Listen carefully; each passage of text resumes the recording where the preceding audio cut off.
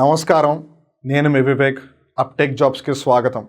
ముందుగా మీ అందరికీ మనస్ఫూర్తిగా క్షమాపణలు. ఎందుకు అంటున్నారా? ఏప్రిల్ 18వ తారీఖు పొద్దున 10:30 గంటలకి అశోక్ నగర్లోని సిటీ సెంట్రల్ లైబ్రరీకి అప్టేక్ జాబ్స్ వస్తుంది అని మేము చెప్పాం. కానీ unfortunate or fortunate, whatever be the reasons, అదే రోజు అంటే ఏప్రిల్ 18వ తారీఖునే అశోక్ నగర్కి దగ్గరలోనే ఉన్న ఇందిరా పార్క్ ఏదైతే ఉందో అక్కడ నిరుద్యోగ గర్జన అనే ఒక ర్యాలీ జరిగింది. అక్కడికి చాలామంది వెళ్ళారు.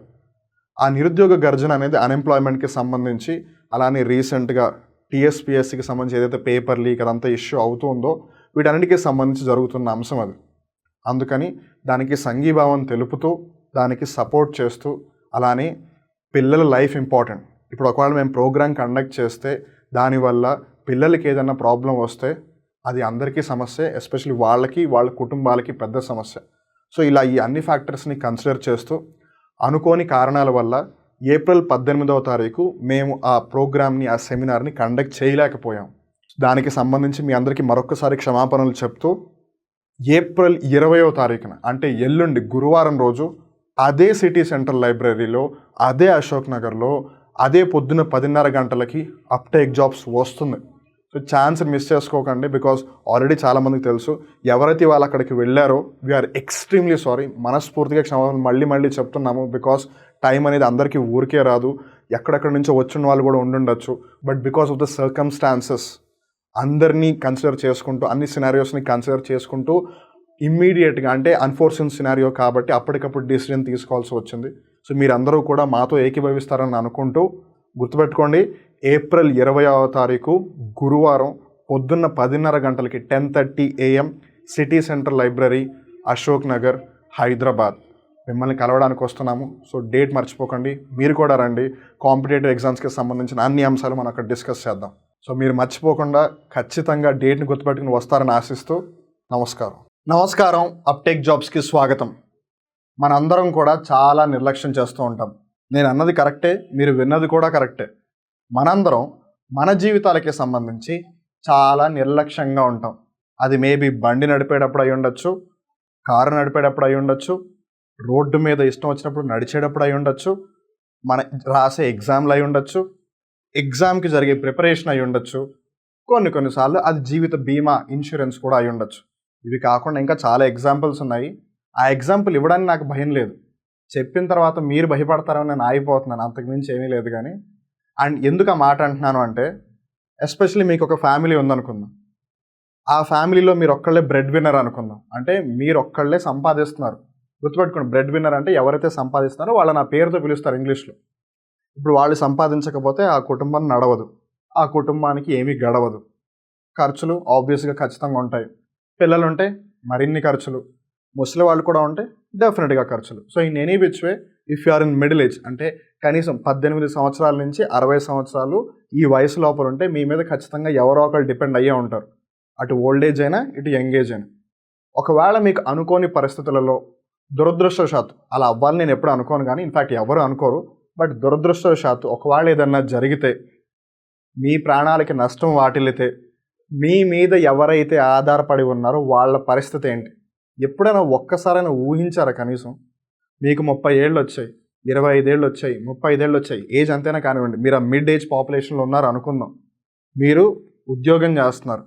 మీకు సడన్గా ఇవాళ లేదు, మీరు ఇప్పుడు ఈ వీడియో చూసారు, బయటికి వెళ్ళగానే ఏదైనా జరిగింది అనుకుందాం, జస్ట్ ఫర్ ఎగ్జాంపుల్. లేదు, ఈ వీడియో నేను షూట్ చేసినది బయటికి వెళ్ళగానే నాకేదైనా జరిగింది అనుకుందాం. నా మీద డిపెండ్ అయిన ఫ్యామిలీ యొక్క పరిస్థితి ఏంటి? నేను లేకపోయినా కూడా వాళ్ళు బతకాలి కదా తర్వాత అయినా సరే. మరి వాళ్ళు బతకాలి, ఏ ప్రాబ్లం లేకుండా బతకాలి, ఖర్చులన్నింటినీ కన్సిడర్ చేసి వాళ్ళు జాగ్రత్తగా బతకాలి, ఏ ప్రాబ్లం రాకుండా. అంటే the one and only solution they have is insurance, జీవిత బీమా. అంత ముఖ్యమైనది. కానీ మనలో చాలామంది జీవిత బీమాని అంతసేపు కూడా నేను ₹1,00,000 సంవత్సరానికి కడతాను, 10 సంవత్సరాల వరకు వెయిట్ చేస్తాను, 11వ సంవత్సరం నాకు మళ్ళీ తిరిగి నీ డబ్బులు వస్తాయని. రిమెంబర్, ఇన్సూరెన్స్ కంపెనీలు మీకు అవే ఇన్సూరెన్స్లు ఎందుకు అమ్ముతాయి అని అంటే ఏజెంట్లకు ఎక్కువ కమిషన్లు వస్తాయి కాబట్టి. ఒకవేళ ఈ వీడియో చూసే వాళ్ళలో ఎవరైనా ఏజెంట్ ఉంటే నన్ను క్షమించండి, బికాస్ నిజం అందరికీ ఖచ్చితంగా తెలిసి తీరాలి. బేసిక్గా ఇన్సూరెన్స్లో 3 టైప్స్ ఆఫ్ ఇన్సూరెన్స్లు ఉంటాయి. ఒకటి టర్మ్ ఇన్సూరెన్స్. కొన్నిసార్లు దీన్నే లైఫ్ ఇన్సూరెన్స్ అని అందరూ అనుకుంటారు, బట్ కాదు. ఒకటి టర్మ్ ఇన్సూరెన్స్, ఇంకోటి లైఫ్ ఇన్సూరెన్స్. ఈ లైఫ్ ఇన్సూరెన్స్ని ఎండోమెంట్ ప్లాన్గా కన్సిడర్ చేస్తూ ఉంటారు. ఎండోమెంట్ ప్లాన్ని సింపుల్గా మనీ బ్యాక్ ప్లాన్ అని కూడా చెప్తూ ఉంటారు. మూడవది ULIP, unit linked insurance plan. Unit linked insurance plan అంటే మీరు ఏదైతే ప్లాన్లో డబ్బులు పెడుతున్నారో ఇన్సూరెన్స్ ప్లాన్లో, దాంట్లో majority of the amount stock మార్కెట్లో మ్యూచువల్ ఫండ్స్లో ఇన్వెస్ట్ చేసి కొంచెం రిటర్న్ ఇస్తూ మిగతా అమౌంట్తో మీకు ఇన్సూరెన్స్ ప్రొవైడ్ చేస్తారు. ఒకవేళ నిజంగా అది స్టాక్ మార్కెట్ మీద పెట్టేదైతే మీరే డైరెక్ట్గా మ్యూచువల్ ఫండ్స్లో పెట్టేయచ్చు కదా, అన్నెసరీ అక్కడ పెట్టడం దేనికి? అండ్ జాగ్రత్తగా అర్థం చేసుకోండి, ఇన్సూరెన్స్ మీరు చేయించుకుంటుంది దేనికి? మీ మీద ఎవరైతే ఆధారపడి ఉన్నారో వాళ్ళ కోసం. గుర్తుపెట్టుకోండి, ఇన్సూరెన్స్ అనేది ప్రాఫిట్ కోసం కాదు. మీకు ఏదైనా జరిగితే మీ మీద ఆధారపడి ఉన్న వాళ్ళకి ఏ ప్రాబ్లం రాకూడదని. అందుకని సో యూలిప్ అనేది పెద్దగా వర్కౌట్ అవ్వదు. Because end of the day మీకు పెద్దగా రిటర్న్ రాదు. రాదర్ మీ మనీని కంపెనీస్ యూజ్ చేసుకుని వాళ్ళు ప్రాఫిట్స్ తెచ్చుకుంటారు. ఐ నో ఈ విధంగా చెప్పినందుకు మేబీ చాలా గొడవలు కూడా అయ్యే అవకాశం ఉంది. But I'm really sorry because the truth has to be said. నిజం అందరికీ ఖచ్చితంగా తెలిసి తీరాలి. రెండవది మనీ బ్యాక్ ప్లాన్. 10 సంవత్సరాలు కడతాను, 15 సంవత్సరాలు కడతాను, 20 సంవత్సరాల తర్వాత నాకు డబ్బులు వస్తాయని. మీరు ఇన్ఫ్లేషన్ని, మనీకి ఉండే పర్చేసింగ్ పవర్ని, మీ స్టేటస్ని మీరు అన్నిటినీ కన్సిడర్ చేస్తే మీరు 15 సంవత్సరాల క్రితం 20 సంవత్సరాల తర్వాత ఎంత రావాలి అనేది డిసైడ్ చేశారు. ఆ లెక్కన 20ఏళ్ళలో ఇన్ఫ్లేషన్ పెరిగే ఉంటుందిగా. సో మీ మనీకున్న పర్చేసింగ్ పవర్ తగ్గిపోయి ఉంటుందిగా. ఆ లెక్కన 20 సంవత్సరాల తర్వాత వచ్చే డబ్బులు మీకు ఏమి మాత్రం సరిపోతాయో చెప్పండి. మేబీ ఒక 5 సంవత్సరాల వరకు బ్రతకగలరు. దాని తర్వాత ఏంటి పరిస్థితి? అండ్ మనీ బ్యాక్ ప్లాన్స్ మీరు జాగ్రత్తగా గమనిస్తే ఇన్సూరెన్స్ కవర్ పెద్దగా ఉండదు. 5 లక్షలు, 10 లక్షలు, 15 లక్షలు అంతే ఉంటుంది. ఎందుకంటే మనం కట్టేదే అంత కాబట్టి. సంవత్సరానికి 1,00,000 కడతాము, 15 ఏళ్ళు కడతాము అంటే మనం కట్టేదే 15 లక్షలు. మళ్ళీ తిరిగి వాడు మనకి డబ్బులు ఇచ్చేస్తారు కదా 20 సంవత్సరాలకి ఎప్పుడప్పుడు. వాడు మళ్ళీ మనకి తిరిగి డబ్బులు ఇవ్వాలి అని అన్నప్పుడు వాడు మనకి ఎక్కువ ప్రాఫిట్ ఎందుకు ఇస్తాడు? వాడు ఎక్కువ ఉంచుకోవాలని ట్రై చేస్తాడు. కానీ సో మహా అయితే ఎంత వస్తుంది? 25 లక్షలు. లేదు మరీ అదృష్టవంతులకి అయితే మహా అయితే 40-50 లక్షల దాకా వెళ్తుంది, కానీ అంతకు మించి వెళ్ళదు. జాగ్రత్తగా గుర్తుపెట్టుకోండి. ఈ రోజుల్లో 40 లక్షలకి వాల్యూ ఎక్కువ ఉండేదా? ఒకప్పుడు అంటే 10-15 సంవత్సరాల క్రితం 40 లక్షలకి వాల్యూ ఎక్కువ ఉందా? ఆబ్వియస్గా ఒకప్పుడే వాల్యూ ఎక్కువ. సో రూపీకున్న పర్చేసింగ్ పవర్ తగ్గిపోతూ ఉంది. సో మీ దగ్గర ఎక్కువ డబ్బులు ఉంటే కానీ మీరు మీకు కావాల్సింది కొనుక్కోలేరు. That's a problem. అందుకని మీరు ఒకవేళ 18+, ఆబ్వియస్లీ 18+ ఈ రోజుల్లో పెద్దగా ఎవరు ఉద్యోగం చేయట్లేదు. బట్ ఒకవేళ చేస్తే కనుక, చేయకపోతే మీరు ఒకవేళ ఉద్యోగం 23-24 ఎప్పుడు స్టార్ట్ చేస్తే అప్పుడు జాగ్రత్తగా గుర్తుపెట్టుకోండి. మీరు ఎర్నింగ్ స్టార్ట్ చేసిన వెంటనే the first thing that you need to do is take a term plan on your name. మీ పేరు మీద ఒక టర్మ్ ప్లాన్ ఇన్సూరెన్స్ తీసుకోండి. ఈ ప్లాన్ ద్వారా మీకు తిరిగి డబ్బులు ఏమీ రాకపోవచ్చు, కానీ మీకు ఎప్పుడు ఏం జరుగుతుందో ఎవరు గ్యారంటీ ఇవ్వలేరు. మీరు ఎవరు ఇవ్వలేరు. మరి అలాంటప్పుడు మీ మీదే ఆశలు పెట్టుకుని మీ మీదే ఆధారపడిన కుటుంబం ఒక్కసారి ఊహించుకోండి వాళ్ళ పరిస్థితి. తిండికి, బ్రతకడానికి డబ్బులు లేకపోతే సమాజం కూడా రెస్పెక్ట్ ఇవ్వదు. ఈ విషయం ఎవరైతే సంపాదిస్తున్నారో వాళ్ళకి బాగా తెలుసు. మరి అలాంటప్పుడు మీ కుటుంబం సరిగ్గా లేకపోతే వాళ్ళని ఎవరు గౌరవిస్తారు చెప్పండి? మీరున్నంతకాలం బాగా చూసి మీరు లేకపోతే వేరేలా చూస్తే లాభం అని చెప్పండి. అందుకని టర్మ్ ప్లాన్ ఎవరైతే ఉద్యోగం చేస్తున్నారో వాళ్ళందరూ ఖచ్చితంగా తీసుకోండి. వీటన్నిటి గురించి ఎందుకు మాట్లాడుతున్నా అంటున్నారా? ఎవరైతే ఎక్కువ డబ్బులు కట్టి పెద్ద పెద్ద ప్రైవేట్ కంపెనీల్లో ఇన్సూరెన్స్లు తీసుకోలేకపోతున్నారో వీళ్ళందరికీ కూడా గవర్నమెంట్ ఒక ఫెసిలిటీ కల్పించింది. ఇన్ఫ్యాక్ట్ 2. ఒకటి ప్రధానమంత్రి Jeevan Jyoti Bima Yojana which is PMJJBY. ఇంకొకటి ప్రధానమంత్రి సురక్షా బీమా యోజన విచ్ ఇస్ PMSBY. ఈ రెండిటికి మీరు ఒక సంవత్సరంలో కట్టాల్సిన డబ్బులు చాలా అంటే చాలా తక్కువ. ఒకప్పుడైతే ₹330 ప్రధానమంత్రి జీవన్ జ్యోతి బీమా యోజనకి. ప్రధానమంత్రి సురక్షా బీమా యోజన అయితే మరీ తక్కువ, ₹12. అంటే నెలకు ₹1. నెలకు ₹1 ఈ రోజులో మనకి ఏమన్నా వస్తుందని చెప్పండి? ఏమీ రాదు. కానీ మీరు అదే నెలకు ₹1 చొప్పున మొన్నటి వరకు అంటే జూన్, జూలై 2022 కన్నా ముందు వరకు ఒకవేళ కట్టున్నట్టయితే ప్రధానమంత్రి సురక్షా బీమా యోజనలో మీకు యాక్సిడెంటల్ లైఫ్ ఇన్సూరెన్స్ దక్కేది. సో దానిలో ఇప్పుడు కొన్ని మార్పులు చోటు చేసుకున్నాయి. సో కాంపిటేటివ్ ఎగ్జామ్స్ కూడా అడిగే అవకాశం ఉంది. అండ్ కోవిడ్ తర్వాత ఇన్సూరెన్స్ అనే అంశానికి ఎక్కువగా చర్చ జరుగుతుంది. సో అందుకని దీని గురించి మనం ఖచ్చితంగా తెలుసుకుని తీరాలి. అయినో ఈ వీడియో ఇప్పటికే చాలా లెంతీ అవుతుంది, but bear it because these are important topics which you need to understand and which you need to spread to the other parts of the world as well. అసలు ఈ అంశం వార్తల్లోకి ఎందుకు వచ్చింది? Public sector banks have set a target for the sale of flagship government insurance schemes which are the ప్రధానమంత్రి Jeevan Jyoti Bima Yojana and ప్రధానమంత్రి సురక్షా బీమా Yojana for the financial year 2024. So 2024 కల్లా మనం ఖచ్చితంగా ఇంత టార్గెట్ని రీచ్ అవ్వాలి అని చెప్పి పబ్లిక్ సెక్టర్ బ్యాంక్స్ ఒక టార్గెట్ని పెట్టుకున్నాయి అనమాట. పబ్లిక్ సెక్టర్ బ్యాంక్స్ అంటే state bank of India, Indian bank, Punjab national bank, ఇవన్నీ ఏవైతున్నాయి వీళ్ళందరూ టార్గెట్ పెట్టుకున్నారు. అలానే పోస్ట్ ఆఫీస్ కూడా ఇందులో ఇన్వాల్వ్ అయింది. అలానే ఈ 2 ఇన్సూరెన్స్ స్కీములు కాకుండా స్టార్టప్ ఇండియా అలానే ముద్రా యోజన కూడా వాళ్ళకు టార్గెట్ పెట్టుకున్నారు. కాకపోతే మనం ఈ ఎపిసోడ్లో ఇన్సూరెన్స్ మీద ఫోకస్ చేస్తున్నాం కాబట్టి మనం ఈ రెండింటికి సంబంధించిన డిస్కషన్ మీద ఎక్కువగా ప్రయారిటీ ఇస్తాం అనమాట. సో మీరు ఇక్కడ జాగ్రత్తగా గమనిస్తే ప్రధానమంత్రి జీవన్ జ్యోతి బీమా యోజన ఏమో ప్రస్తుతం సంవత్సరానికి 436 రూపాయలు, పోయిన సంవత్సరం వరకు 330 రూపాయలు అనమాట. కొంచెం చేంజ్ వచ్చింది దాంట్లో, but even then it's very less. సంవత్సరానికి 500 రూపాయల కన్నా తక్కువ కడితే మీకు ఇన్సూరెన్స్ వస్తుంది. ఎవరిస్తారు చెప్పండి? అలానే మీరు ప్రధానమంత్రి సురక్ష బీమా యోజన జాగ్రత్తగా గమనిస్తే 20 రూపాయలు, అంటే నెలకి 2 రూపాయల కన్నా తక్కువలోనే మీకు ఒకవేళ యాక్సిడెంట్ ఏదైనా అయితే కనుక మీకు 2 లక్షల రూపాయలు వస్తాయి. అలానే ఇక్కడ మీరు సంవత్సరానికి 436 రూపాయలు కడితే ఇక్కడ కూడా మీకు లైఫ్ ఇన్సూరెన్స్ వస్తుంది అనమాట. అంటే మీ కుటుంబం ఎవరైతే మీ మీద ఆధారపడి ఉన్నారో వాళ్ళకి ఎటువంటి ఇబ్బంది లేకుండా 2 లక్షల రూపాయలు వస్తాయి అనమాట. ఎవరైతే వేలకు వేలు సంపాదించలేక, ఎవరైతే వేలకు వేలు నెలకి కట్టలేక, లక్షల్లో కట్టలేక ఇబ్బంది పడుతున్నారో వాళ్ళందరికీ it's a best choice to get a life insurance for them and especially for the family who is dependent on them. యాక్చువల్గా ఈ 2 ఇన్సూరెన్స్కి సంబంధించి ప్రోగ్రెస్ కూడా జరిగిందనమాట, కొంచెం అభివృద్ధి కూడా జరిగింది. అదేంటో తెలుసుకుందాం. There are about 8.3 crore beneficiaries under PMJJBY and 23.9 crores under PMSBY. అంటే సురక్ష బీమా యోజనకి సంబంధించేమో దగ్గరగా 24 కోట్ల మంది, అలానే ప్రధానమంత్రి జీవన్ జ్యోతి బీమా యోజనకి సంబంధించి దగ్గరగా 8.5 కోట్లు లేదా 8.3 కోట్ల మంది ఆల్రెడీ బెనిఫిషియరీస్ ఉన్నారనమాట. అలానే ఈ ప్రోగ్రామ్స్ని ఎప్పుడు లాంచ్ చేశారంటే దట్స్ అ కీ పాయింట్, మన జాగ్రత్త గుర్తుపెట్టుకోవాలి. 2015 సంవత్సరం, అంటే బీజేపీ గవర్నమెంట్ రూలింగ్లోకి వచ్చిన తర్వాత వచ్చిన ఇన్సూరెన్స్ స్కీమ్స్ ఇవన్నీ కూడా. So 15.99 crore enrollment has taken place under PMJJBY, while 33.78 crores under PMSBY as of March 31, 2023. So 2023 March 31 వరకు 2015 ఈ స్కీమ్స్ లాంచ్ చేసిన దగ్గర నుంచి ఎంతమంది నమోదు చేసుకున్నారని గమనిస్తే జీవన్ జ్యోతి బీమా యోజనలేమో సుమారు 16 కోట్లు, సురక్ష బీమా యోజనలోనేమో సుమారు 33.8 కోట్లు అనమాట. ఇప్పుడు మన ఈ 2 ఇన్సూరెన్స్ స్కీమ్స్ ఏవైతున్నాయో వీటికి సంబంధించిన ముఖ్య సమాచారాలు తెలుసుకుందాం. ముందుగా ప్రధానమంత్రి Jeevan Jyoti Bima Yojana. It is a 1 year life insurance scheme, renewable from year to year, offering coverage for death due to any reason. ఏవైనా కారణాల చేత ఒక పర్సన్ మరణించినట్టయితే వాళ్ళకి ఈ 2 లక్షల రూపాయలు ఇస్తారనమాట. ఇది 1 సంవత్సరానికి వర్తిస్తుంది, మళ్ళీ నెక్స్ట్ ఇయర్కి మీరు కట్టాలి. అంటే సో మీరు ఈ సంవత్సరానికి 436 రూపాయలు కట్టాలి, మళ్ళీ నెక్స్ట్ ఇయర్కి 436 రూపాయలు కట్టాలి. మీరు ఏ ఇయర్ కట్టకపోతే ఆ ఇయర్ అది వ్యాలిడ్ అవ్వదు అనమాట. ఇంతకుముందు అయితే 330 రూపాయలు ఉండేది, ఇప్పుడు అది 436 రూపాయలు ఉంది. 330 నుంచి 436కి వచ్చింది, జాగ్రత్తగా గుర్తుపెట్టుకోండి. అలానే ఇంతకీ ఈ ప్రధానమంత్రి జీవన్ జ్యోతి బీమా యోజన తెచ్చుకోవడానికి లేదా తీసుకోవడానికి ఎవరు అర్హులు, హూ ఆర్ ఎలిజిబుల్ అంటే individuals in the age group of 18 to 50 years. 18 సంవత్సరాల నుంచి 50 సంవత్సరాలు ఉన్న వాళ్ళు అందరూ కూడా ఇండివిజువల్స్, ఫ్యామిలీ కాదు, గ్రూప్గా కాదు. కొన్నిసార్లు ఇన్సూరెన్స్ని గ్రూప్గా కూడా ఇస్తారు, ఆ విషయం కూడా గుర్తుపెట్టుకోండి. బట్ ఇక్కడ ఇండివిజువల్స్కి ఇస్తున్నారు.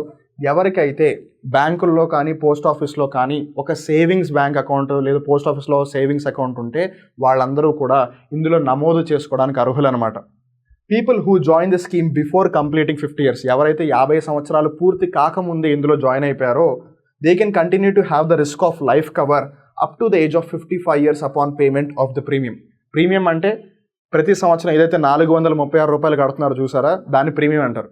ఇక్కడంటే 436 రూపాయలు. ఒకవేళ మీరు 1 crore టర్మ్ ఇన్సూరెన్స్ తీసుకున్నారు, దానికి గాను సంవత్సరానికి మీరు ఒకవేళ 20,000 కడుతున్నారు అనుకోండి, ఆ 20,000ని ప్రీమియం అంటారు. అలా మీరు ఎన్ని సంవత్సరాలు కడితే దానిని ప్రీమియం పేయింగ్ టర్మ్ పీపీటీ అంటారు. పీపీటీ అంటే ఎన్ని రోజులు పవర్ పాయింట్ ప్రజెంటేషన్ అనుకున్నారు, సో ఇప్పటి నుంచి పీపీటీ అంటే ప్రీమియం పేయింగ్ టర్మ్ అనేది కూడా జాగ్రత్తగా గుర్తుపెట్టుకోండి. సో అలా ఎవరైతే 50 సంవత్సరాల కన్నా ముందే దీంట్లో జాయిన్ అయిపోయారో వాళ్ళకి 55 సంవత్సరాల వరకు ఈ లైఫ్ కవర్ ఉంటుందన్నమాట. ఇంతకీ ఈ జీవన్ జ్యోతి బీమా యోజన వల్ల వచ్చే లాభాలు ఏంటి, బెనిఫిట్స్ ఏంటి? యాక్చువల్గా ఇన్సూరెన్స్ని ఎప్పుడు కూడా బెనిఫిట్స్ లాగా కన్సిడర్ చేయకూడదు, ప్రాఫిట్స్ లాగా అస్సలు కన్సిడర్ చేయకూడదు. కాకపోతే మీరు ఏదైనా పే చేస్తున్నారంటే రిటర్న్ ఖచ్చితంగా ఎక్స్పెక్ట్ చేస్తారు కదా. సో అలా ఏం లభిస్తుందని గమనిస్తే life cover of 2 lakhs in case of death due to any reason against a premium of 330 rupees per annum. అంటే ఏమన్నా కారణాల చేత ఒకవేళ ఎవరైనా మరణించినట్టయితే వాళ్ళకి 2 లక్షల రూపాయలు లభిస్తాయన్నమాట. ఇది మొన్నటి వరకు 330 రూపాయలు ఉంది ప్రీమియం, ఇప్పుడు అది 436 రూపాయలు ఉంది. దాన్ని జాగ్రత్తగా గుర్తుపెట్టుకోండి. ఎప్పటి నుంచి? June 1, 2022 నుంచి, అంటే ఆల్రెడీ స్టార్ట్ అయిపోయి కూడా ఆల్మోస్ట్ 1 year అయిపోతుంది. అలానే దీంట్లో ఒకవేళ నమోదు చేసుకోవాలంటే ఎలా నమోదు చేసుకోవాలి? Enrolments under the scheme can be done by visiting the branch, BC point or website of the bank of the account holder or at the post office in case of a post office savings bank account. ఒకవేళ మీకు post ఆఫీస్లో savings account ఉంటే అప్పుడు మీరు post ఆఫీస్కి వెళ్ళి ఈ account open చేయాలి జీవన్ జ్యోతి బీమా యోజనకి సంబంధించి. లేదు మీకు ఒకవేళ ఆల్రెడీ బ్యాంక్లో అకౌంట్ ఉన్నట్టయితే అప్పుడు మీరు ఆ బ్యాంక్ బ్రాంచ్ దగ్గరికి వెళ్ళి కానీ, లేదు ఆ బ్యాంక్ యొక్క ఆన్లైన్ వెబ్సైట్ ఏదైతే ఉంటుందో ఆ వెబ్సైట్లోకి వెళ్ళి కానీ మీరు దీంట్లో నమోదు చేసుకోవచ్చు. The premium under the scheme is auto-debited every year from the subscriber's bank account based on a one-time mandate from the account holder. మీరు కనుక ఒక్కసారి ఓకే అని చెప్పేస్తే ఆ అమౌంట్ ఏదైతే ఉందో ప్రతి సంవత్సరం ఒక్కసారి, అంటే సంవత్సరానికి ఒకసారి చొప్పున ప్రతి సంవత్సరం లేదు ఎన్ని సంవత్సరాలు 18 to 50 ఏదైతే రేంజ్ ఉందో అప్పటి వరకు కూడా ఆ డబ్బులు కట్ అయిపోతుంటాయి డైరెక్ట్గా, మీరేమీ పే చేయాల్సిన అవసరం లేదు. ఉదాహరణకి ఇప్పుడు నా వయసు 26 సంవత్సరాలు అనుకుందాం. సో 26 ఇయర్స్కి ఒకవేళ నేను స్టార్ట్ చేస్తే ఫస్ట్ టైం ఒకసారి పే చేస్తాను. సో 27 వరకు అది వ్యాలిడ్గా ఉంటుంది. మళ్ళీ 27 ఇయర్స్ నేను టర్న్ అవుట్ అయిపోగానే ఆ అకౌంట్ ఏదైతే 1 year అవుతుందో ఆటోమేటిక్గా డబ్బులు కట్ అయిపోతాయి, నేను కట్టక్కర్లేదు. సో 436 రూపాయలు ఆటోమేటిక్ కట్ అయిపోతాయి అనమాట. అలా ఎవ్రీ ఇయర్ కట్ అవుతూ ఉంటుంది. ఇప్పుడు మనం ప్రధానమంత్రి సురక్ష బీమా యోజన గురించి తెలుసుకుందాం. It is a 1 year accidental insurance scheme renewable from year to year offering coverage for death or disability due to an accident. ఇది చాలా ఇంపార్టెంట్, ఎందుకనంటే ఇక్కడ యాక్సిడెంట్ అనే అంశం వస్తుంది. ఒకవేళ ఏదైనా ప్రమాదం జరగడం వల్ల మీకు ఒక డిజబిలిటీ వచ్చిన, ఉదాహరణకి దురదృష్టవశాత్తు ఒకరికి యాక్సిడెంట్ జరిగింది అనుకుందాం, వాళ్ళకి ఒక చెయ్యో కాలో పోయింది, యాంప్యూటీ అయిపోయారు వాళ్ళు. సో అలాంటి పరిస్థితుల్లో కానీ లేదు యాక్సిడెంట్ అవ్వడం వల్ల ఒకవేళ వాళ్ళ ప్రాణాలు విడిచినట్టయితే వాళ్ళకి ఈ ఇన్సూరెన్స్ వర్తిస్తుంది అనమాట. దీనికి ఎవరు అర్హులని గమనిస్తే individuals in the age group of 18 to 70 years. Jeevan Jyoti Bima Yojana ఏమో 18 నుంచి 50 సంవత్సరాలు, సురక్ష బీమా యోజన ఏమో 18 నుంచి 70 సంవత్సరాలు.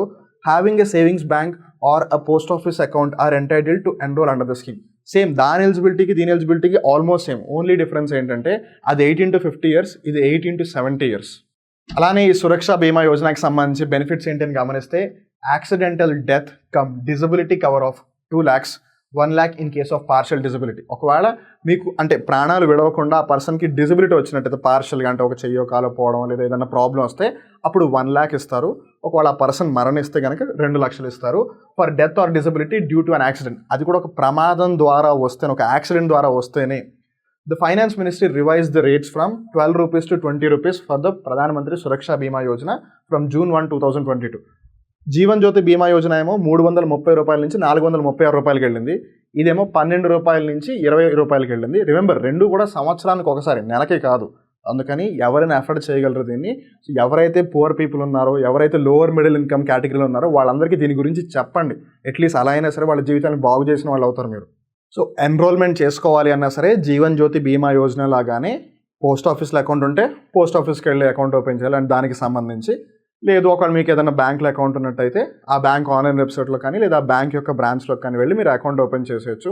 అలా మీరు యాక్సిడెంటల్ ఇన్సూరెన్స్ కానీ లేదు లైఫ్ ఇన్సూరెన్స్ కానీ తీసుకోవచ్చు. ఇక్కడతో ఇవాళ కరెంట్ అఫైర్ ఎపిసోడ్ ముగుస్తుంది. గుర్తుపెట్టుకోండి, మన జీవితాలకి సంబంధించి మనం ఇప్పటికీ కూడా నిజంగానే చాలా నిర్లక్ష్యంగా ఉన్నాము. మనం ఏ రోజైతే మన జీవితాల గురించి ఆలోచిస్తామో అప్పుడు మనం కేవలం మన జీవితాల గురించి కాదు, మన మీద ఆధారపడి ఉన్న వాళ్ళ జీవితాల గురించి కూడా ఆలోచిస్తాం. అండ్ అలాంటివి ఆలోచించినప్పుడే ఇన్సూరెన్స్ అనేవి ముందుకు వస్తాయి.